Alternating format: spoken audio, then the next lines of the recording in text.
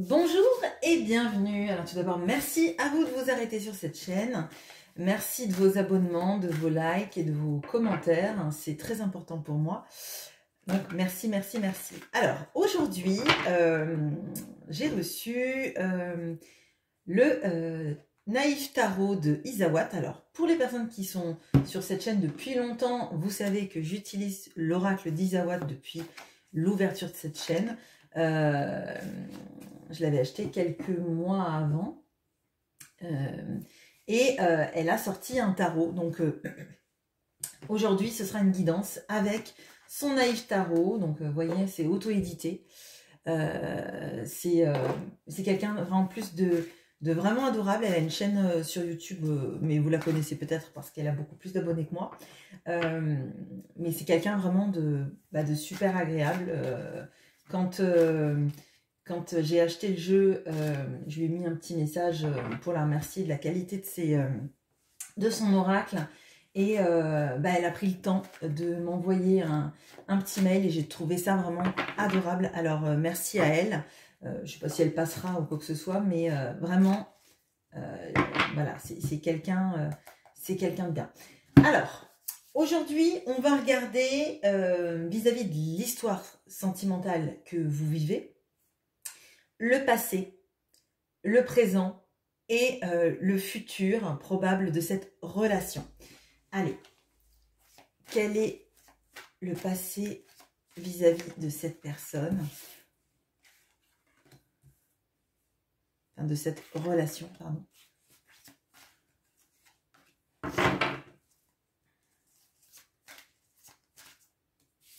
Le présent, alors on aura peut-être du présent et du futur proche. Et du coup, un futur un peu plus lointain.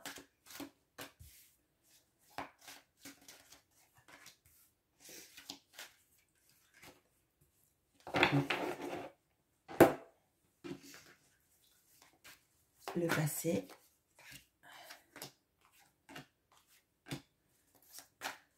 Le présent. Et le futur de cette relation. Ok. Bon, il n'y a qu'une carte qui se retourne, ce sont les bonbons. Ok. Alors, le passé vis-à-vis de cette personne.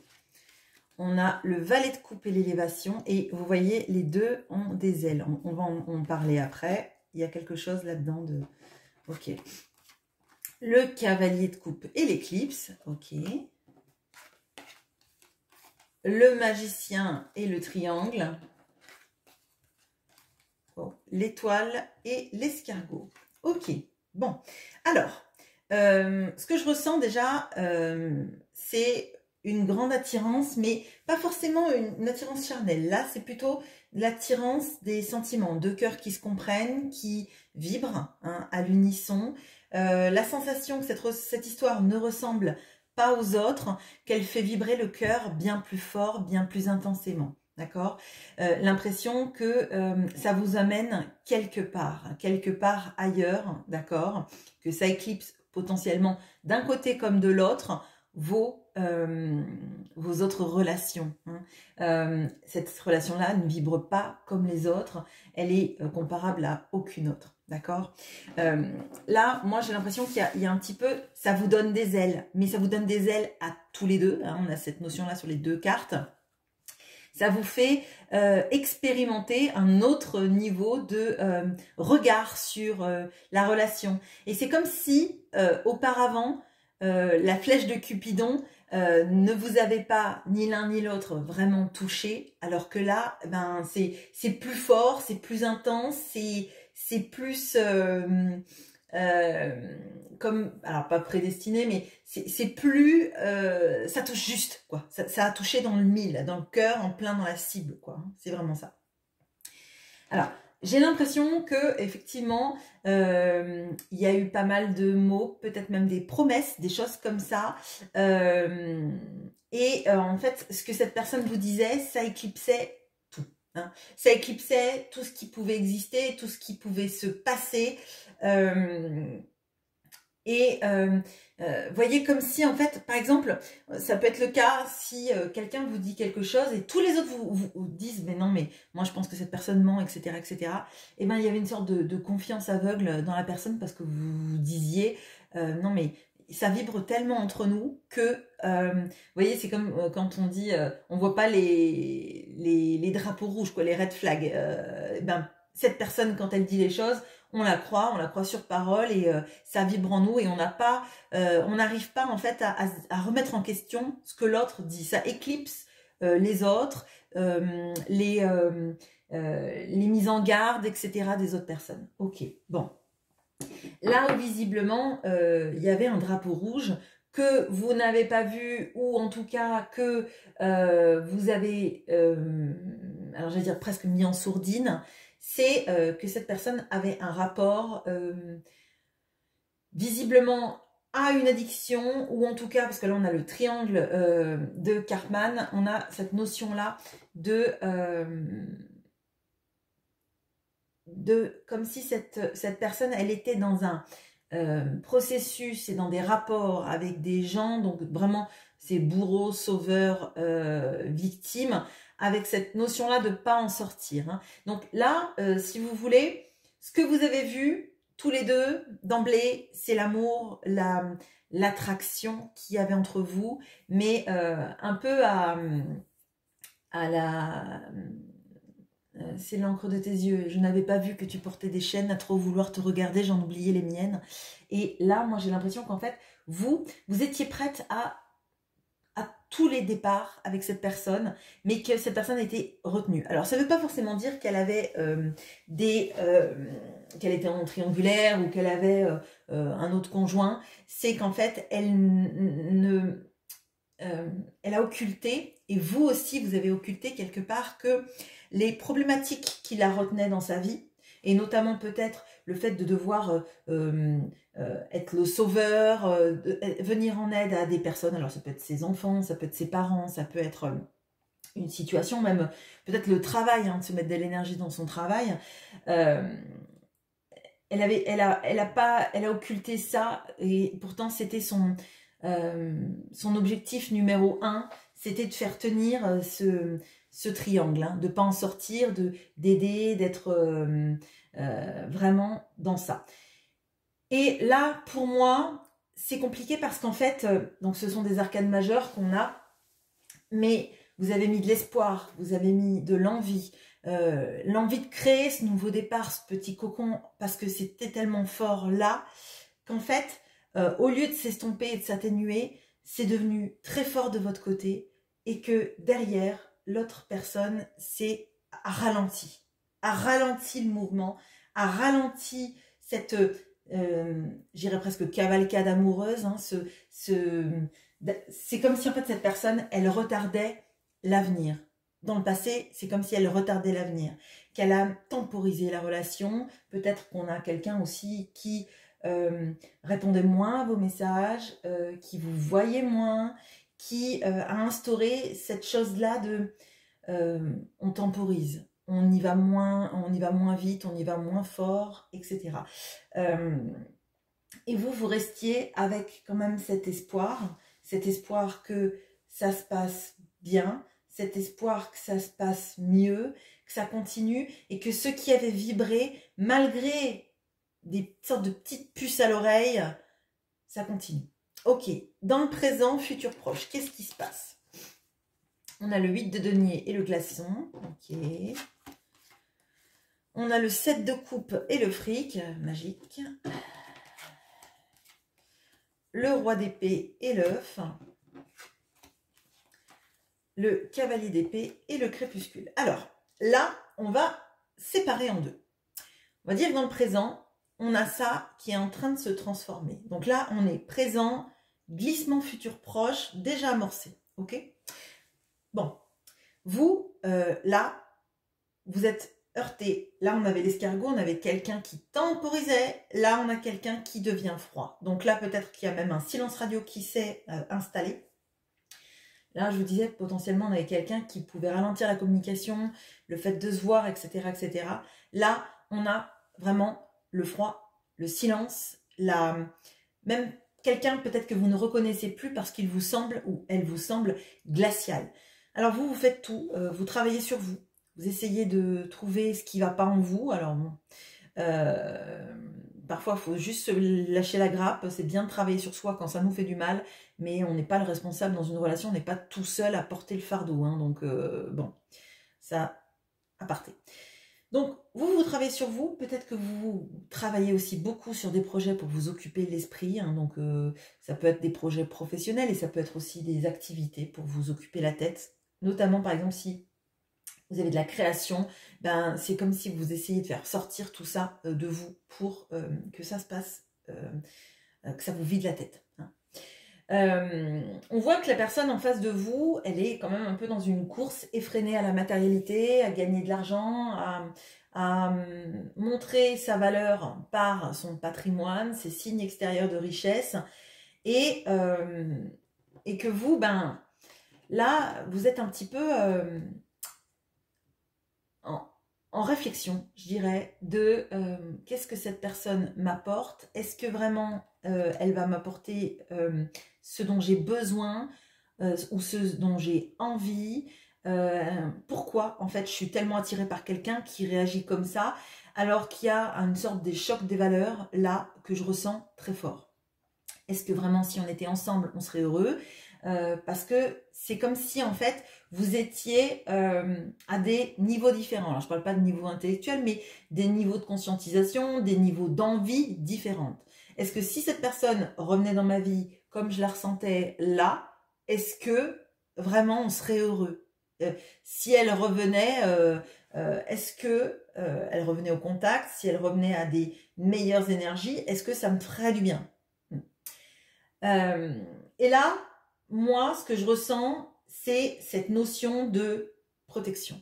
Là, vous êtes en train de vous protéger et je dirais que c'est le mental qui se protège parce qu'on a le roi d'épée et le cavalier d'épée. Et ce que ça m'indique, c'est que vous vous êtes senti porté par le cœur et je pense que cette personne, elle a éveillé plein de choses en vous.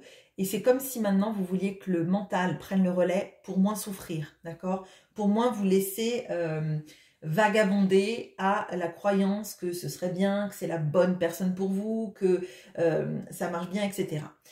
Et pendant que vous faites ça, pendant que vous vous protégez, hein, on va le dire, pendant que le mental vous sert de bouclier, vous sert à analyser. Vous voyez là, ce que je ressens, c'est presque comme si vous faisiez une liste de à tel moment, est-ce que cette personne a été pour moi? Oui, non. Quand il s'est passé ça, est-ce que cette personne a été là pour moi? Oui, non. Est-ce que quand je me sens mal, est-ce que je peux écrire à cette personne? Est-ce que je peux lui parler? Est-ce que etc., etc.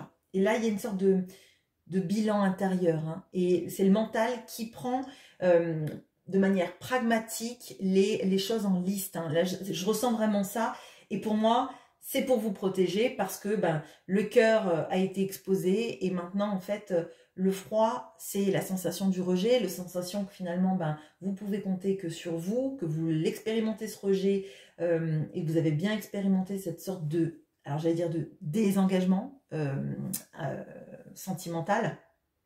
Et à mesure que vous protégez, j'ai l'impression que cette personne-là, elle est en train de sortir un peu de sa coquille. Alors, vous voyez, je vous ai dit, cette personne, à un moment donné, dans le passé, elle a commencé à temporiser, à ralentir l'avancée de la relation. Et donc, l'escargot, il a une coquille, et quand il va pas bien, il rentre dans sa coquille.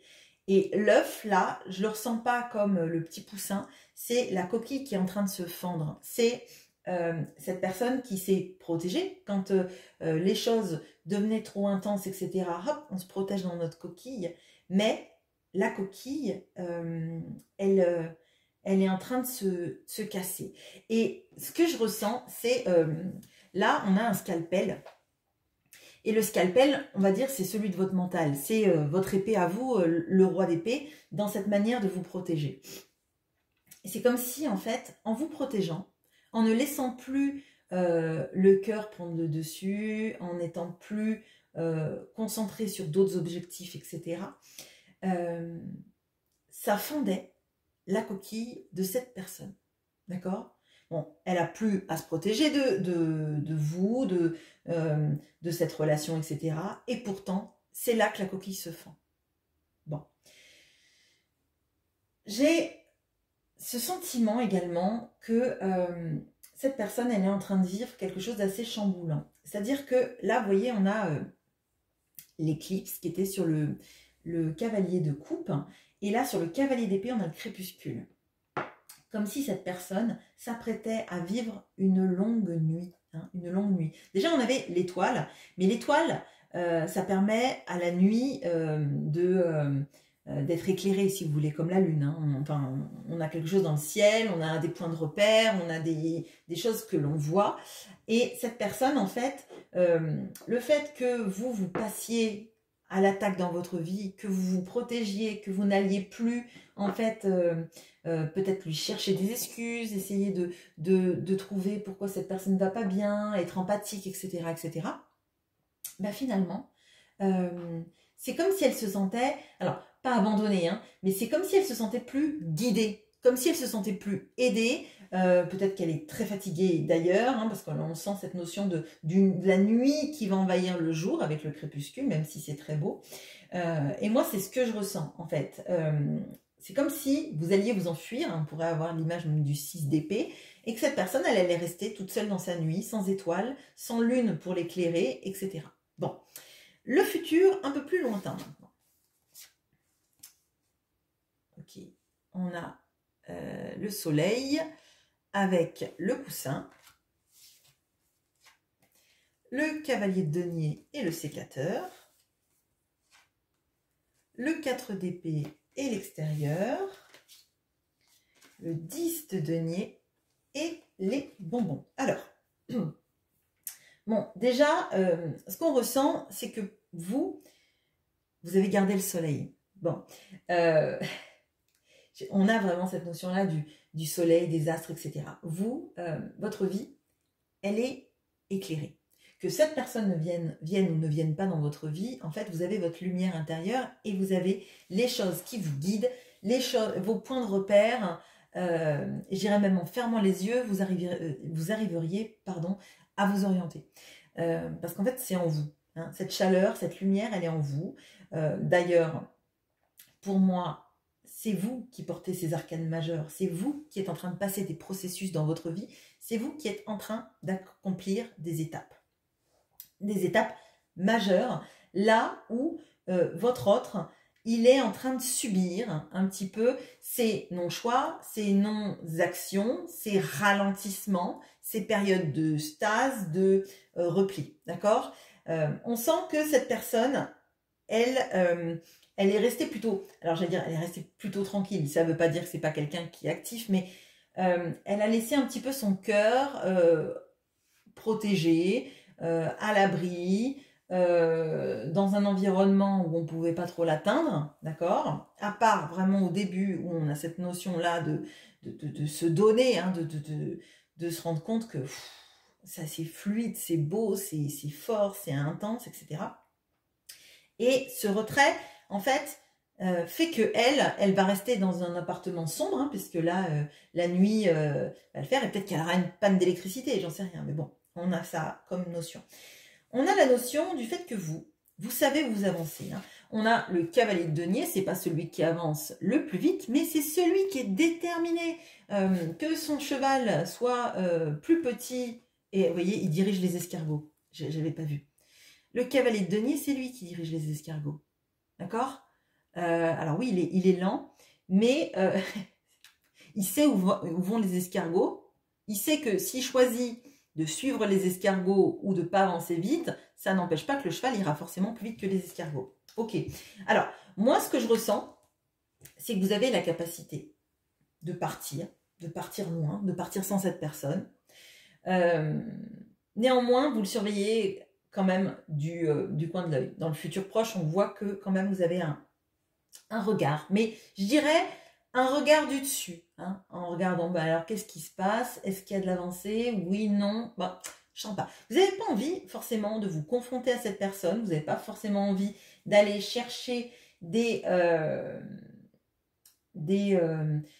informations. Excusez-moi, je suis en train de bugger parce que je viens de voir sur la boîte de l'oracle d'Isawatt, il y a un escargot là.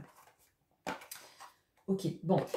Ouais, bon là c'était le message pour l'escargot. Visiblement, donc votre autre, c'est un escargot, c'est quelqu'un qui choisit de temporiser et qui a voulu, à mon sens, dans la relation, mener les choses à son rythme, hein, à son rythme, donc selon ses choix, comme il veut, en fonction de son emploi du temps, en fonction de ses envies, en fonction de ses peurs, etc., etc. Et en fait, on voit que ça, c'est tout du faux.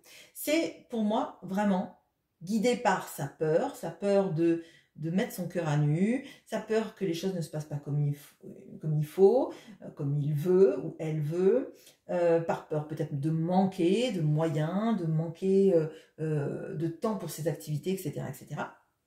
Et cette personne, elle va être obligée de couper avec ces schémas, peut-être même de couper avec cette histoire de triangle de Karpman qui vous avez quand même, alors je vais dire que vous avez séparé, mais c'était là déjà avant, hein. C'était juste que au tout début, l'histoire d'amour a pris le dessus et après, vite, cette personne, elle s'est, je vous ai dit, elle s'est désengagée un peu. Enfin, elle a temporisé et elle a pris cet entourage, ce travail, enfin, ce qui la mettait dans ce triangle de Karpman en avant vis-à-vis de la relation amoureuse.